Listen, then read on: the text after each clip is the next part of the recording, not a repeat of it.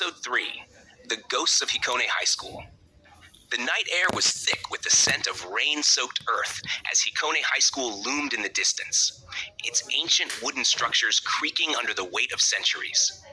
Built in the Edo period, the school was once a temple, later transformed into an institution of learning.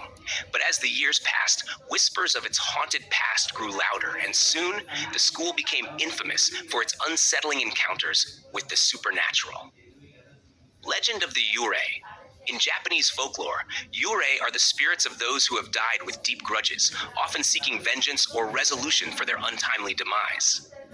The students of Hikone High whispered about such a spirit, a young woman named Akemi, who had met a tragic end within the school's walls.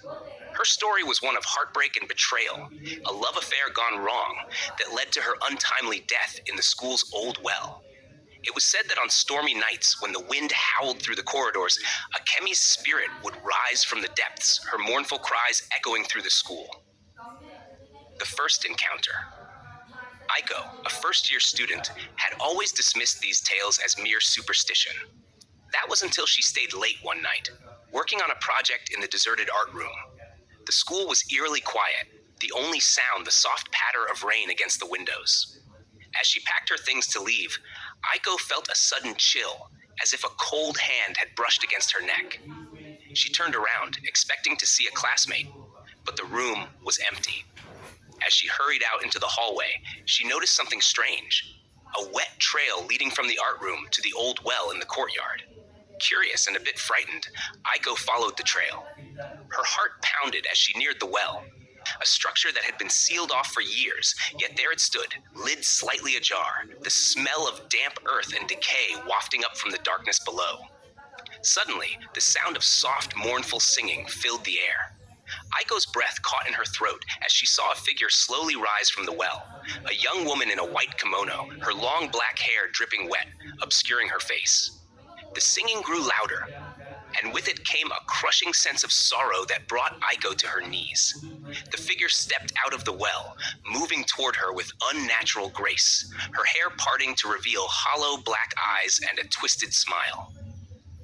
The curse of the Yurei. Aiko's scream pierced the night, and she fled the scene, leaving her belongings behind. The next day, she was found unconscious at the school's entrance, clutching a strand of long black hair in her hand. Aiko never returned to Hikone High, her mind shattered by the encounter. The school tried to cover up the incident, but rumors spread like wildfire.